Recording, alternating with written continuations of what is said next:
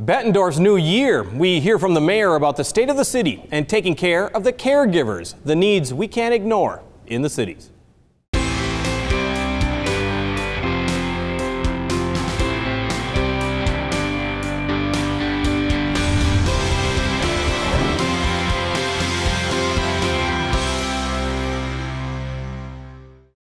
Our aging population is just part of the reason we're seeing more caregivers trying to best meet the needs of their loved ones. Tonight, how we can better help those caregivers with the resources some of you might not know exist. That's coming up. But first, Bettendorf in the new year. City has seen an amazing transformation over the last 50 years, and now it must manage future growth that sets the stage for the next 50 years and beyond. And joining us is Mayor Bob Gallagher of Bettendorf, the Honorable Mayor of Bettendorf. How you doing, sir? Fantastic. Thanks for having me, Jim. You already had your discussion in front of the city last month. What is the state of the city of Bettendorf? Well, we're very solid financially, and I think we continue to talk about during the 7 years that I've been mayor, is that's kind of the foundation, if you will, a financially sound city, providing those excellent city services.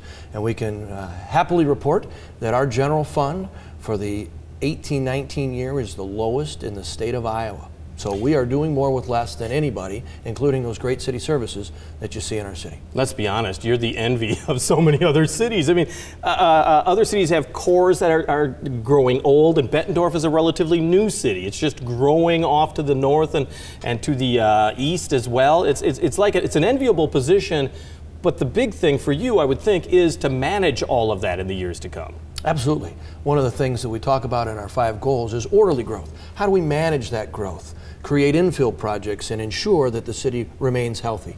So growth in and of itself isn't the great thing. It's how it's managed. And we're very lucky to be kind of a new city.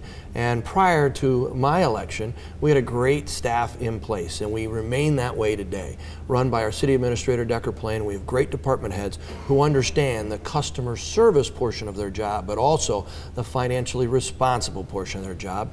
And it's really made for an enviable position. Well, let's talk about the biggest transformation that's going on is the downtown area, of course. Sleepy little downtown of Bettendorf. Really didn't even have a downtown. That was part of the joke of Bettendorf. Absolutely. Now you got a brand new bridge that's being constructed. Let's start there. We're going to be seeing major changes in the next 2 years as people are getting on and off the off-ramps, and that bridge is old ones being torn down, the new ones being built. How much of an impact does that have for your downtown businesses?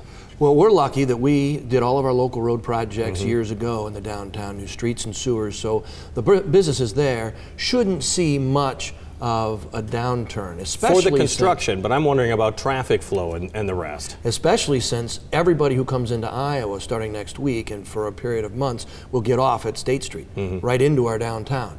It's unfortunate, but it's unfortunate that they won't be able to continue on I-74, but we're going to reconfigure and reconstruct I-74 into 3 lanes all the way up to Middle Road. So that portion of the I-74 corridor will be closed, as it will be in Moline. The bridge will remain open, and you'll always be able to get from one side to the other, but for the next number of months, especially the beginning here in March into April, it's going to be tough. So give yourself extra time, but remember, we get a $1.2 billion bridge, 6 lanes in either way, a 13-foot observation deck, and cantilever bike path. It's going to be awesome. We just have to get there. So bear with us this spring and summer. I know that people like to complain about the construction, but I got to admit, all you do is drive across, you see what's going on. It's so cool. And you know better days are ahead. Oh my God. Wait till we start watching them erect the steel as almost Lego blocks, but very precisely placed, that create the basket handle of the bridge. It's going to be amazing. This is a one-of-a-kind project in the country. It's really something that's happening right in front of our eyes, and I don't think many Quad Cityans realize the impact that the bridge will have in the future, but also how really difficult it is to build this bridge. And the bridge is also giving huge opportunities to remake downtown Moline and downtown Bettendorf. True. In a way, Bettendorf's got an earlier start. Moline, once the old bridge is dismantled, I think you're going to see a lot of growth there. But in Bettendorf, you're already pretty much grasping onto it with new developments. You bought up a number of buildings. You've redesigned the downtown street layout. How is that going to progress in the months and years ahead for the development of downtown? Well, I think we're very lucky. We were looking at this proactively years ago. We had a city council who thought ahead, who worked really hard to create 2 anchor projects, one on the west and one on the east. And those projects will spur development towards the center of our downtown. The project, as you know, on the west is the Bridges Lofts, a $22 million project, 132 market rate apartments that overlook the river, complete with a fire pit on the roof, and great location to watch this bridge being built. It has already spurred development across the street. A local developer now owns that city block, and I think you're going to see plans and maybe even some digging this summer for a multi-story mixed-use commercial and retail spot. On the other end of town, the east end of town, the Eccentric Credit Union building, a $12 million project that'll bring 100 workers to downtown Bettendorf. 100 people will demand other services that will come as a result of the headquarters of Essentra being in downtown. And you might see some further development yet this summer, and we've heard some rumblings about local developers buying the block next to that. So we're going to have those 2 anchor projects doing exactly what we hoped they would do in the downtown area, spurring additional development, bringing new projects onto the tax rolls that allows us to keep our taxes the lowest in the state of Iowa and our general fund levy. It's a wonderful thing happening in the downtown. So stop making fun of downtown Bettendorf. We don't have it yet, but we are working hard to get it, Jim.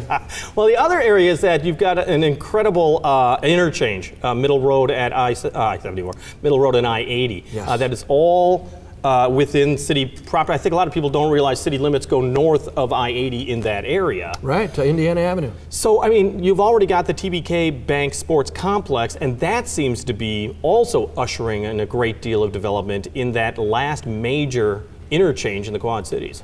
TBK has done exactly what we hoped it would do. For 7 years, I worked with council to bring a youth sports complex to Bettendorf. It is what we do best. Great schools, great family, youth sports. There is disposable income for folks who are paying for extra lessons for their kids and taking them everywhere to compete. That is doing exactly what we had hoped. Opened in May, well ahead of schedule. And since May, based upon the Convention and Visitors Bureaus, now the Visit Quad Cities, right. Interpretation and calculations, more than $10 million of other people's money has been pumped into the Quad Cities in terms of hotels and restaurants and entertainment as a direct result of TBK. TBK itself is about a $55 million project, but we're getting $10 million every 6 months of other people's money back into our community. TBK has spurred $22 million of parallel development right on the same site. New restaurants and businesses, one hotel in the making and another one on the way. That is going to create more development on those other 3 corners and spur the development that we knew would happen down Middle Road. We still have about 150 new home starts in Bettendorf each year. Those home starts come out in that area of Middle Road towards TBK. Right. With the foot traffic at TBK and the car traffic along Middle Road, amenities that those new homes want in terms of coffee shops and other retail opportunities, maybe grocery stores and healthcare, is coming in the Middle Road corridor. These are puzzle pieces. It's a blend that works so well together.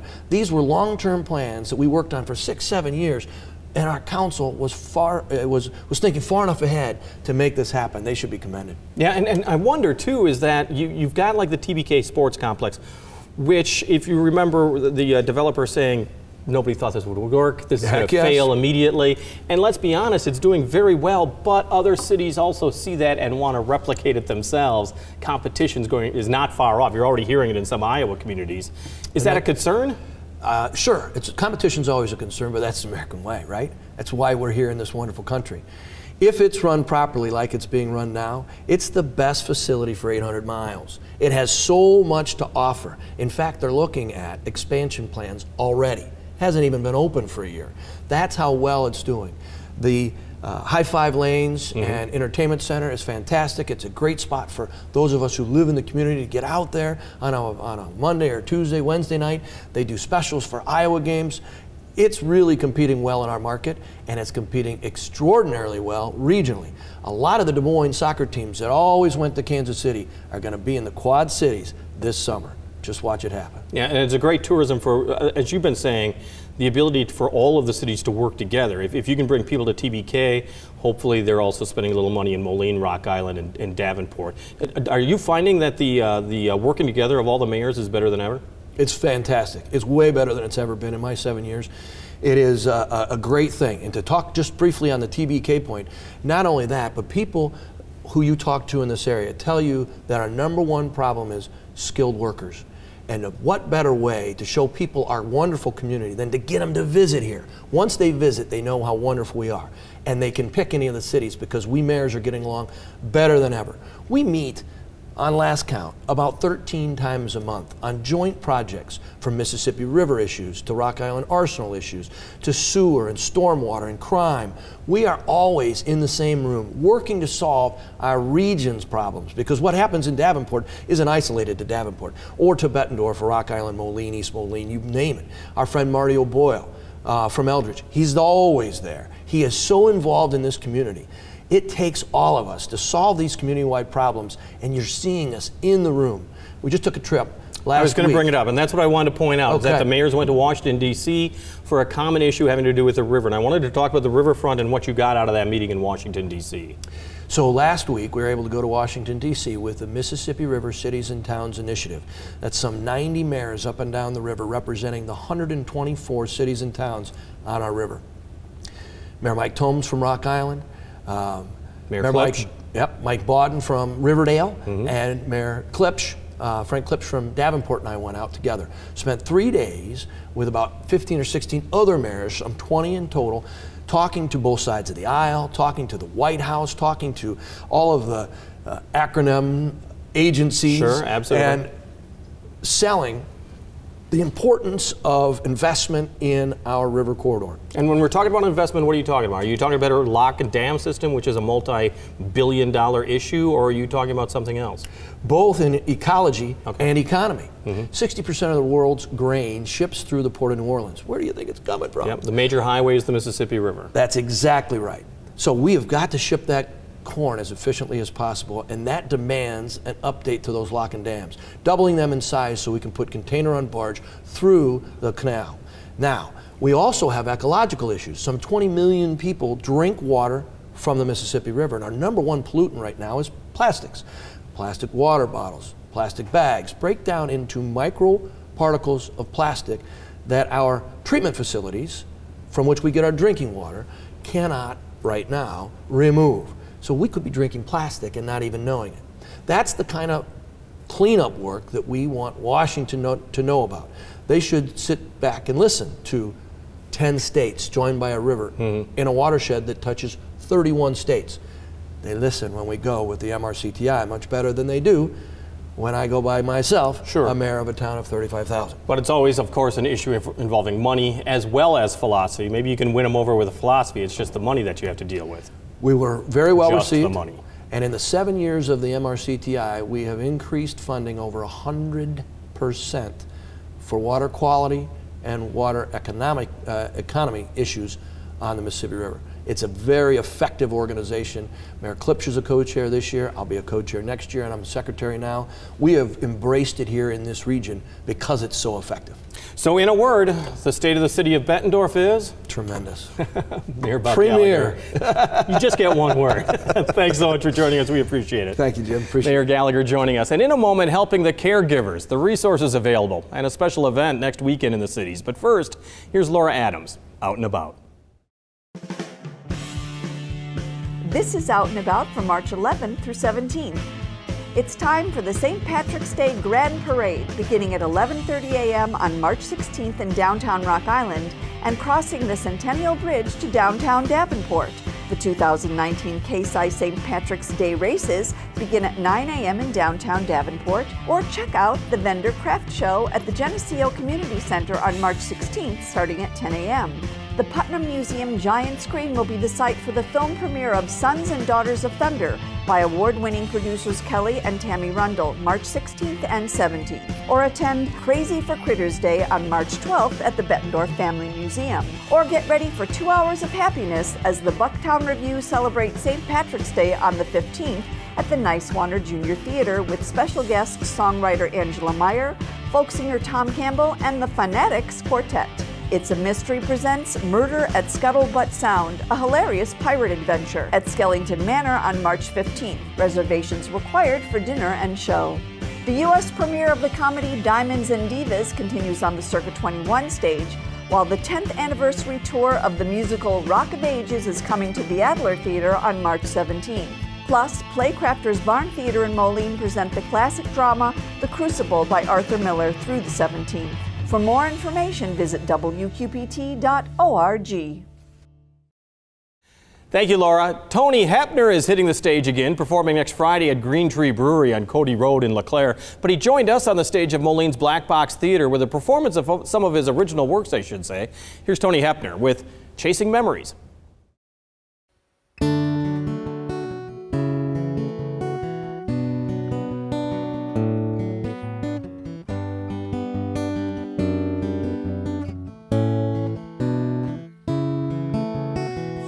Heading down to New Orleans, searching for a warmer dream.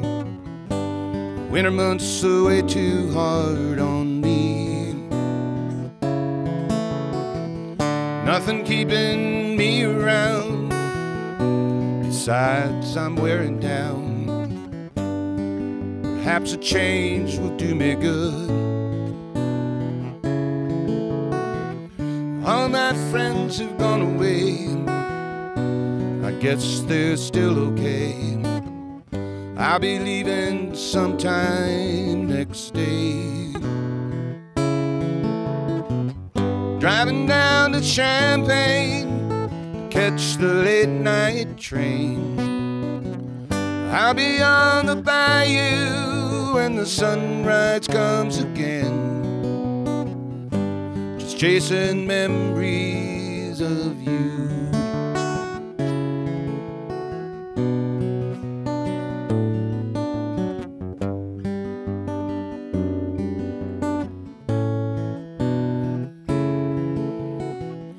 Was the time I loved it here, somehow it's disappeared, just like the leaves of summer's past.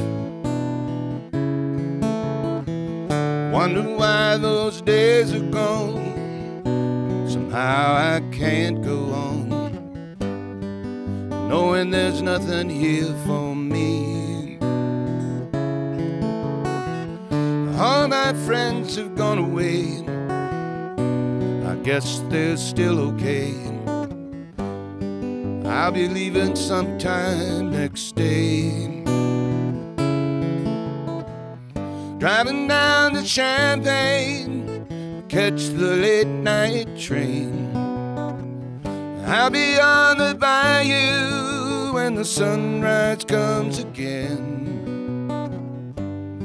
Just chasing memories of you. Chasing memories of you.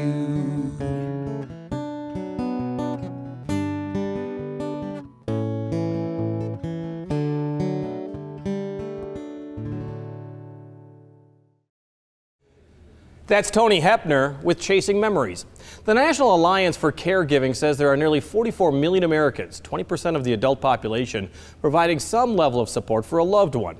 In some cases, it's an aging parent. In others, it's a person with a disease, a disorder, or a condition. But in all cases, it involves someone emotionally invested in another person and is themselves sometimes in need of support. And the Quad City Family Caregiver Conference is scheduled for Saturday 23rd, March 23rd that is, at St. Ambrose University to do just that. Joining us are two of the organizers, Becky Passman, the Chief Executive Officer of Milestones Area Agency on Aging, and Dawn Karstensen with Lifelong Links Program, also a part of Milestones. Thank you both for joining us. You have been putting on this conference for a number of years. Well, Milestones has been putting on, yes, for what, 9 years. 9 yeah, years. It's been a number of years. Mm-hmm. Who are you targeting in particular? Caregivers. Mm-hmm. Those. But I mean anyone in particular, because caregivers is a pretty broad definition. Right. Sure. Dawn, would you like? So, Go ahead. fine. Caregivers are typically, our focus point are caregivers caring for someone over the age of 60. Okay, so you're looking for the elderly, and then we're dealing a lot with dementia, Alzheimer's issues as well. Exactly. We've been talking about this as a growing problem in America. Are we seeing that in the cities as well? Of course, yes, it is growing. More and more reaching out, looking for those resources, looking for that support, where to go. What can we do? And as the demographics grow, which That's as exactly we it. know, the aging population is steadily increasing across the country and in the state of Iowa, obviously, as well. Iowa also has that component, that rural component that can also add to the supportive concerns and The issues. isolation. The isolation. Let's talk about that in particular, Right. because in a way what this conference is trying to provide is build a little bit of a safety net. Because That's right. We've had programs here where we've dealt with so many different issues, and the underlining theme you always want to say is you do not have to do this alone. That's right. So And- tell me what this conference will do to help. Well, it'll bring caregivers together, bring them together and where they can meet and network and talk with other caregivers and share concerns, and as well as they can get a lot of help. We have 50 plus vendors that will be offering supportive services and various things for them that can help them. And we have 2 fabulous speakers as well. And I where do they want can to talk learn. about that, but let me talk also about the fact that people are going to be seeking help. What is usually the help that they're looking for? Is it just somebody to talk with, to bond with? Is it just this emotional feeling like this is a bottomless pit that I'm not going to get out of? The burden that you want to do, but that it's so difficult to do after a period of time? Yes, and also some pre-planning. You know, sometimes you are thrown into the event unexpectedly becoming a caregiver.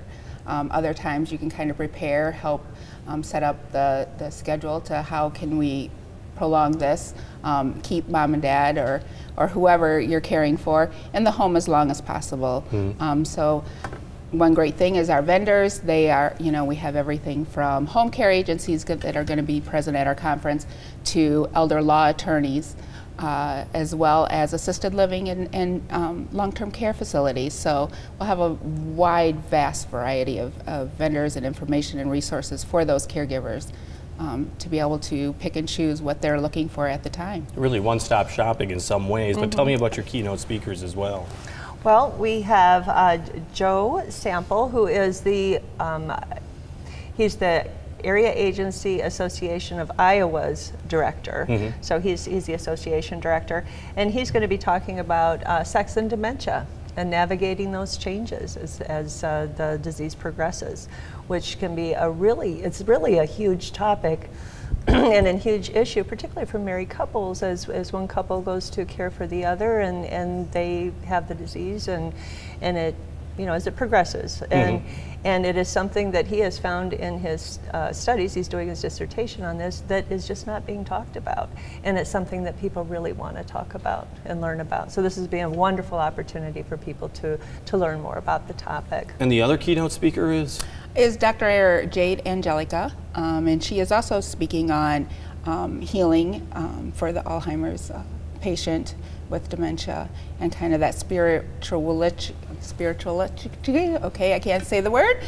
spirituality? Thank you. Oh, okay, all right. Thank you. Component of healing and brings a little bit of humor to the topic as well. So. Well, and it is good to point out is the fact that so oftentimes the caregiver is either the spouse, generally the spouse of the person that needs the child. care. But I worry about the elderly person taking care of another elderly person, and doesn't that become kind of a domino effect in some ways as far as the health is concerned? Oh, I'm sure it can. Yes, a lot of times caregivers are put in that role and they begin to neglect their own self-help needs and their own health care needs because they're so focused on caring for that other person that it becomes pretty much their whole life. Consuming. Yes, consuming, isolating, can feel very lonely. And you're saying also, of course, the children that are taking care of the elderly parent, it's very taxing for them, but also I would think that it's also very much a feeling of responsibility. Absolutely, and being torn between. We actually know that the average caregiver in the state of Iowa is a 49-year-old female. She is typically working full-time. She has one child perhaps at least one child still at home, and she's trying to care for either an aged mother, father, or both. So she's really torn between all those areas of responsibility, and oftentimes she just can't keep up with the job, and so that's where that caregiver support is just critical to helping them, you know, maintain and get respite services if they need them, get homemaker services if they're needed to help out with that, so they're able to, you know, to manage. Well, this conference coming up on Saturday, it's a one-day event, but I think you want to point out that you're available all the time. Let's talk about that. We are. We have family caregiver specialists that are excellent in their field, and we offer support groups, one in Davenport and also one in Clinton County and DeWitt, for caregivers to get together and share, you know, their feelings and what's going on in their lives, as well as they can just call. A lot of times, you had indicated, sometimes they just need somebody to talk to. Right, right. And we have specialists that can do that. They can provide that, just listening, as well as the resources and referrals that they might need. We have a lot of great partner agencies as well, that if it's something that we're just not really able to handle, that we can obviously hand off to, let's say, the Alzheimer's Association. Sure. Well, and let's be honest, I mean, you must be a little bit frustrated because a national survey showed that 4 out of 5 of these caregivers say more support is needed. You want them to reach out. I mean, there is support there, Absolutely. There is help there. Don't think you're doing this alone. Right. And we, it has been said, yeah, but we also cover 17 counties, and we've got these services available or where they can get help in all 17 of those counties. But yes, the caregivers is also a focus. It's a focus in the state of Iowa. The Department of Aging has identified it as a focus for caregiver support, as well as nationally. Just came last week also for Washington, D.C., where that is on the priority list. It's one of the national priorities, is to focus more on the needs of caregivers and make sure that they are getting more support, because it's certainly needed and that number is growing. It was also brought up that there's $470 billion of unpaid care that these caregivers represent. And that is money that is not being spent or that is being saved, you know, in insurance costs and healthcare costs and that kind of thing. So by being treated at home, you're saying? That's by being right. treated by families. being treated at home, where they That's can a be significant safe amount. and be happier, so much happier at home in the comfort of their own home with people who love them than long-term care services. Becky Passman from Milestones, thank you so much for joining us, and Dawn Carstensen, thank you so much for joining us. We want to remind you that is the Quad City Family Caregiver Conference, Saturday, March 23rd from 8 until noon at the Rogalski Center at St. Ambrose University. It is free with keynote speakers and exhibitors. You can go to Milestones' website, milestonesaaa.org, for more information. WQPT is also doing its part to support the military men and women in the cities who are serving our nation. We're calling it Embracing the Military, and WQPT wants to help support servicemen and women returning home from active service. Coming back to civilian life brings new challenges and opportunities, though. The Veterans Coming Home program helps connect veterans to resources and services that can help. All full-time service people that are in a transition, you can learn more about this by going to our website at WQPT.org. On the air, on the radio, on the web, and on your mobile device. Thanks for taking some time to join us. We talk about the issues on the cities.